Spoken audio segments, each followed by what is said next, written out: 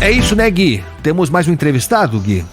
É isso, Agostinho. É o Breno Monteiro, presidente da Confederação Nacional da Saúde, que responde pelos estabelecimentos da categoria, Agostinho. Boa, Gui, vamos lá então. O senhor Breno Monteiro, que falou com a gente já há alguns meses, presidente da Confederação Nacional da Saúde, falou com a gente, né, seu Breno, quando começou essa discussão não é de hoje, do piso salarial da saúde. Mas ela veio à tona quando o Supremo Tribunal Federal, o ministro Barroso, decidiu suspender por um tempo esse repasse, essa criação do piso salarial, basicamente, né, seu Breno, porque os hospitais públicos, filantrópicos, não estavam vendo de onde tirar o dinheiro para pagar esse valor a mais. É isso, né, seu Breno? Bom dia para o senhor. Bom dia, Agostinho. Prazer falar com você novamente, com a sua audiência. É isso mesmo. Acho que a confederação, a qual eu represento, entrou com essa ação, pedindo uma medida cautelar, porque se lembra, se avizinhava aí, pelas nossas estimativas, um quantitativo muito grande de demissões e de fechamento de leitos espalhados por esse Brasil, porque não existe financiamento para custear o impacto levantado pelo próprio Congresso Nacional de mais de 16 bilhões de reais. E quando a gente fala em 16 bilhões de reais para fazer essa suplementação de salário, a gente precisa comparar com algumas coisas, Agostinho. Está se discutindo o orçamento do Ministério da Saúde.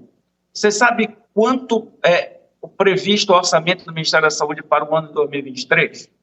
147 bilhões. 147 bilhões. Tá. Então, só para pagar essa suplementação de salário da enfermagem é mais de 10% do orçamento total da saúde para o ano de 2023. Então, isso realmente é um impacto muito forte que causaria esse dano e, por isso, foi necessário a intervenção do Supremo Tribunal Federal. Olha, é uma discussão delicada mesmo, né? Delicada mesmo. Acho que todos os lados desse assunto têm lá a sua razão. Aliás, só para deixar bem claro aqui, se eu não estou enganado, desde que nós conversamos há alguns meses, eu não ouvi, posso estar enganado, mas eu não ouvi da parte dos hospitais, dos representantes dos hospitais, ninguém dizendo que o aumento era injusto. Eu não ouvi isso, pelo menos. Posso estar enganado, mas não ouvi ninguém dizendo que esse aumento de salário, a criação do piso salarial para enfermagem, para auxiliar de enfermagem, técnico de enfermagem, que isso era algo injusto. O que se falava e o que se fala ainda é que não há dinheiro. É uma coisa matemática, né? Apesar de reconhecer a premência de melhorar o salário da categoria, você tem que ter dinheiro para saldar esse valor a mais. Agora, quando o senhor fala que o orçamento do Ministério da Saúde seria muito atingido com esse aumento, não é o caso de se falar em aumento no orçamento da saúde, porque a gente está vendo agora aqui um final de feira desgraçado nesse governo Bolsonaro. Tá uma terra arrasada miserável. Até por isso tem a PEC da transição, enfim. Acho que tem que se falar também, né, senhor Breno, em aumentar o orçamento para a saúde, não só levando em conta o salário dos enfermeiros e técnicos, mas de tudo que envolve a pasta da saúde, né? Agostinho, seu comentário é extremamente correto. Em momento nenhum, qualquer um dos hospitais ou dos seus representantes alegou que houvesse injustiça neste pleito. Nesse e tantos outros, né? Ainda na semana passada, estive em Brasília acompanhando votação de outros 3 pisos salariais que estão em comissões tramitando lá no Congresso, na Câmara, por sinal. Então, biomédicos, fisioterapeutas, farmacêuticos, todos com pleitos de piso salarial e que tem impacto nos orçamentos, tanto privado quanto públicos. E a gente precisa discutir isso. E essa é exatamente o nosso papel. Como não foi possível essa discussão perante o Congresso Nacional, ou seja, no Senado, não sei se você se lembra, nós nunca fomos nem escutados, não nos deram a oportunidade de trazer os nossos números, as nossas demandas, foi necessário ingressar na Justiça para que o Congresso faça o seu papel. Porque essa questão de orçamento cabe à sociedade pressionar o Congresso em busca de maiores financiamentos, como é feito agora pelo próximo governo, a busca por orçamento para custear aí o Auxílio Brasil ou o futuro Bolsa Família. Isso é que precisa ser feito. E é isso que nós, passado aí essa liminar foi dada dia 4 de setembro, então portanto, aí 4 meses, e 3 meses, né? E nada de avançar na questão do financiamento. Até agora, nenhum recurso novo para poder fazer frente a esse pagamento, ou poder suspender essa ação. Nós estamos conversando com o senhor Breno Monteiro, que é presidente da Confederação Nacional de Saúde. Bom, pelo que foi aprovado pela Câmara Federal, senhor Breno, e vai ser agora julgado, avaliado pelo Senado, o que está se propondo é o seguinte, que esse valor adicional para garantir a base, esse salário base para a enfermagem, o que se estabelece é que esses recursos venham do superávit financeiro de fundos públicos e do Fundo Social, para garantir esse piso salarial dos enfermeiros. E aí, é lógico, há critérios para ver que hospital também, né? Quais os hospitais teriam direito a isso, teriam que atender uma parcela de 60% de pacientes do SUS e tal. Mas essa alternativa, digamos, que foi encontrada aqui pela Câmara e vai ser julgada pelo Senado, de tirar dinheiro do superávit financeiro dos fundos públicos e do Fundo Social, não é uma alternativa? O senhor acha que isso não garante uma folga para que esses valores sejam alcançados, senhor Breno? Eugênio, primeiro a Confederação representa os entes privados, com ou sem fins lucrativos, que é o autor da ação no Supremo. E até agora, o projeto que nos atenderia é o projeto da desoneração da folha de pagamento, né? É um projeto que está lá, tanto tem um projeto na Câmara, feito pela líder aí da enfermagem no Congresso, a deputada Carmen Zanotto, e no Senado um outro projeto semelhante também, do senador Exalcide de Brasília. Esse não há qualquer movimentação para que possa atender essa parte privada dos funcionários, né, da enfermagem que trabalha no setor privado. Com relação a esse projeto, essa PEC aí que você acabou de citar, do superávit dos fundos, aí não é uma fala nossa da Confederação Nacional de Saúde, mas uma fala da Confederação Nacional do Município de que não adianta. A manifestação dos municípios é de que este recurso não adianta. Por quê? Primeiro que depende de um superávit de fundos que pode ser que não ocorram. Mas tem ocorrido. Segundo os municípios, tem ocorrido, mas este recurso tem já destinação para outros serviços, para outros fundos sociais, para outras rubricas, e que só estaria se desviando de uma necessidade que está sendo utilizado, esse superávit, para cobrir a enfermagem. Ou seja, os municípios acham que é um lençol curto que tapa a cabeça, descobre o pé, tapa o pé, descobre a cabeça, e que isso não serviria. Eles falam, assim como nós falamos na questão da desoneração, eles falam em aumento do fundo de participação dos municípios para custear, que existe um projeto no Congresso que este, sim, segundo os municípios, serviria para pagar esse déficit que haverá com o pagamento desse piso. Quer dizer, pelo que o senhor diz, nem para os hospitais públicos, nem para os senhores dos hospitais privados, mesmo que se aprove essa PEC, pelo que o senhor está falando, não vai ter de onde tirar dinheiro para garantir esse piso.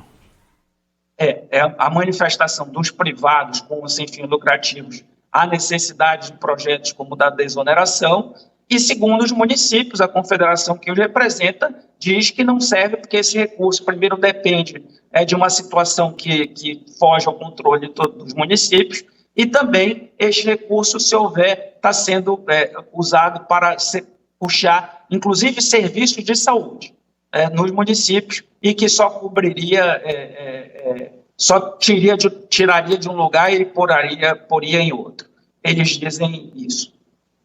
Quer dizer, na prática, se for isso mesmo, essa PEC sendo aprovada, não muda nada. O aumento de salário não virá por essa PEC.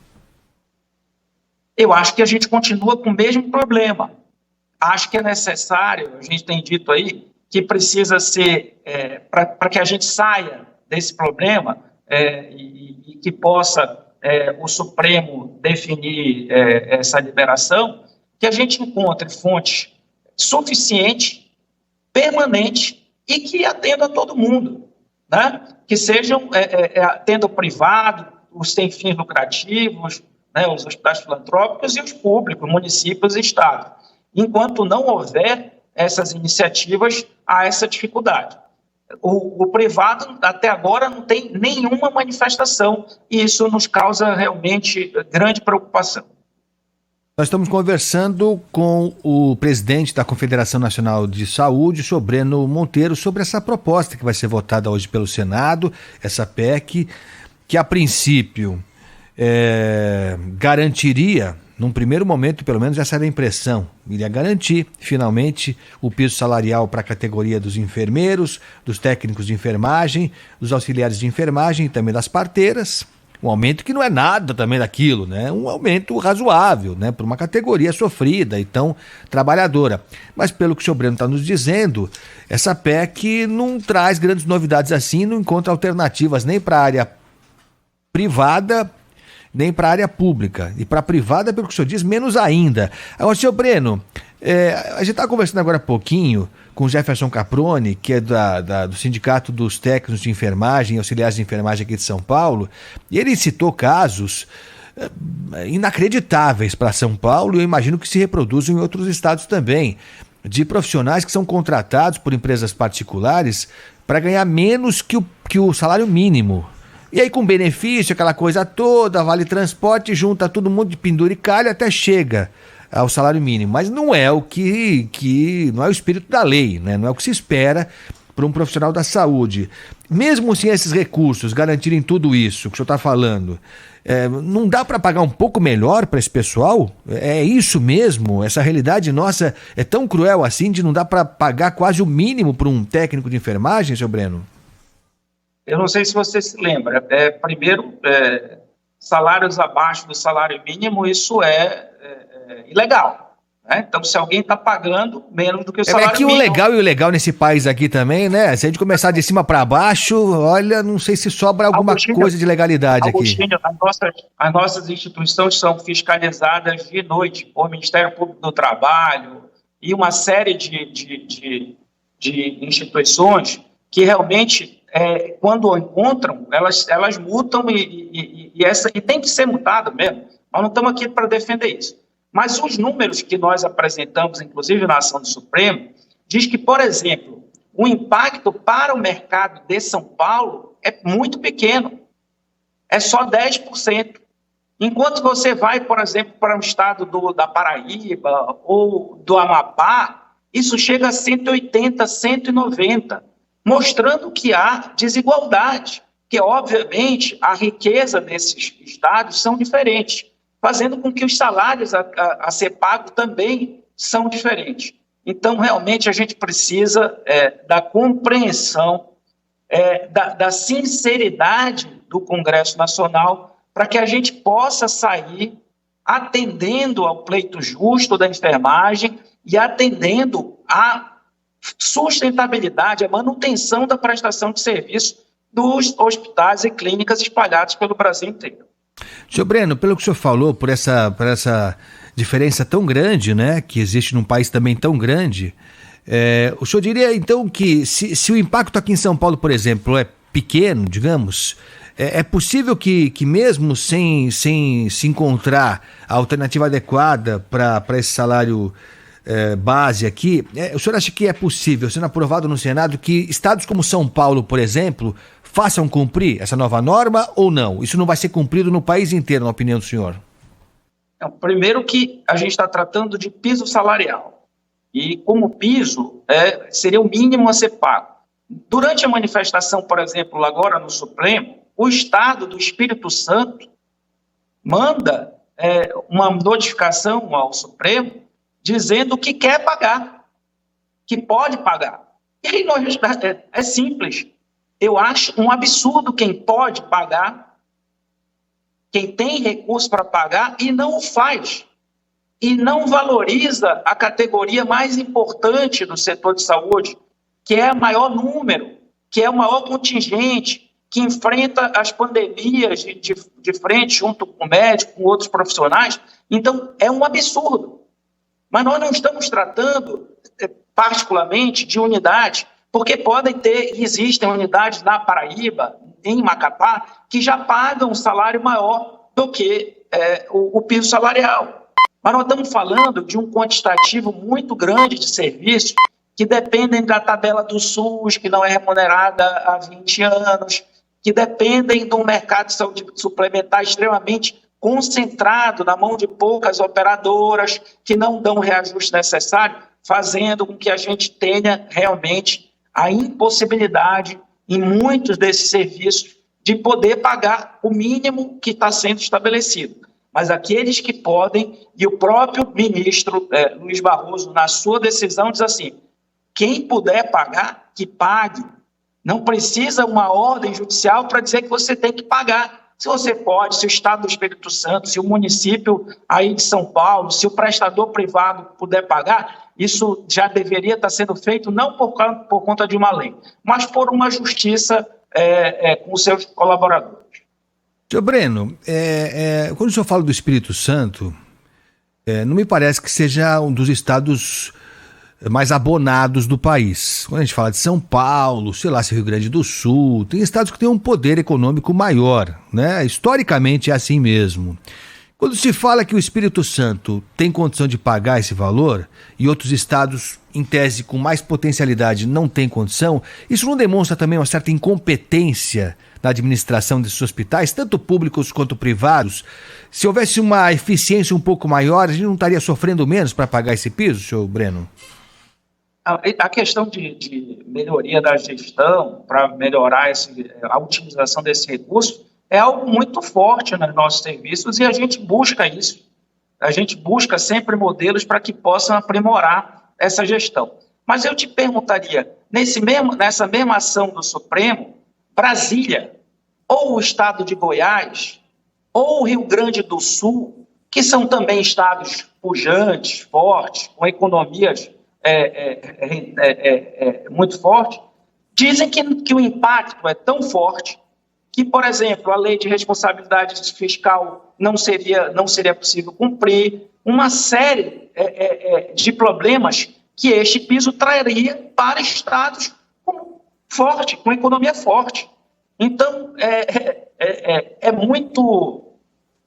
muito duro dizer, ao mesmo tempo, para a enfermagem, que a gente trabalha junto, que a gente deve valorizar, dizer que não tem recurso. E aí, aqueles que têm, eu volto a dizer, então, eu espero que no dia 1º de janeiro, o Estado do Espírito Santo já pague, né, que fez essa manifestação, o piso, ou mais do que o piso, que puder ser pago, e é justo fazer isso. Aqueles que não puderem, é necessário que o Congresso, de forma responsável, sem querer fazer populismo, prometendo aquilo que não é possível cumprir, que faça agora, já que o piso, a gente discute a constitucionalidade dessa ação. Mas como é justo que se faça, que se busque os caminhos para que isso possa chegar a todos os trabalhadores da enfermagem do Brasil inteiro. E quando querem, fazem, né? Quando querem, vão buscar 100, 140 bilhões para pagar o auxílio, vamos buscar os 16 bilhões para pagar a enfermagem, que é merecido também. Então, concretamente, seu Breno, aprovada essa PEC no Senado, o que se espera? O que a Confederação Nacional de Saúde vai fazer? Precisa entrar com uma ação? Porque, digamos, o Estado do Espírito Santo, nesse exemplo que o senhor deu, ao que parece vai pagar. Outros estados que possam, que me parece que são a minoria, pelo relato que o senhor faz, também devem pagar. Mas a maioria do país, que segundo o senhor fala, não tem condição de pagar esse piso, o senhor espera que aconteça o quê? Vai entrar com a confederação entrar com uma ação na justiça? Quais são os passos seguintes? Não, Agostinho, a ação já foi proposta, a ação está com medida cautelar concedida, sem prazo para extinção, dependendo, obviamente, de a qualquer momento aí, o ministro que a concedeu possa reavaliar, mas ele certamente vai reavaliar quando houverem os recursos garantidos para fazer frente ao pagamento, porque senão não teria sentido ter sido dado lá em setembro, porque vai continuar o risco de muitas demissões, de muito fechamento de unidades de saúde. Ou seja, a confederação vai agir agora no Congresso Nacional para que novos recursos sejam encontrados para se chegar aos valores necessários, é isso? Estamos semanalmente, também junto com a enfermagem, no Congresso Nacional, conversando com senadores, conversando com deputados, lideranças, para que a gente possa fazer com que esses projetos que realmente funcionam para custear o piso da enfermagem possam ter a sua aprovação. É importante que isso ocorra e que se chegue o mais rápido possível para atender a todo mundo. Quer dizer, a solução para o problema ainda tá distante. Ainda não estamos conseguindo ver a saída desse túnel para que o sol volte a raiar nesses serviços e a gente possa atender aí o pleito justo da enfermagem. Tá certo. Senhor Breno Monteiro, presidente da Confederação Nacional de Saúde, foi um prazer tê-lo mais. Eu esperava ter outra conversa com o senhor. Confesso ao senhor que esperava, e isso não é culpa sua, obviamente que não, né? Mas eu esperava que a gente tivesse algo para comemorar hoje. Hoje, quando eu vi aqui, falei, nossa, uma notícia boa no final do ano, né? Vamos aprovar essa PEC. A enfermagem ganhou o Papai Noel, né? Parece que a gente tem visto aí algumas comemorações por parte de sindicatos, por parte de alguns parlamentares, e a gente fica apreensivo e estranhando, né, esse tipo de comportamento que continua, mais uma vez, prometendo aquilo que não pode se cumprir. Infelizmente, o Papai Noel ainda não chegou para agraciar os nossos trabalhadores da enfermagem. Ah, mas isso é histórico. O trabalhador demora um pouco mais. Para outros, nossa, Papai Noel tá com aquele saco repleto. É assim mesmo. Mas um dia muda. Senhor Breno, obrigado pela presença mais uma vez aqui, pela colaboração, pela simpatia. Vamos falar ainda muito sobre isso, pelo que parece. Se não conversarmos, bom Natal para o senhor e um bom ano novo também. Muito obrigado, estamos sempre disponíveis. Um Feliz Natal, um bom ano novo. Obrigado.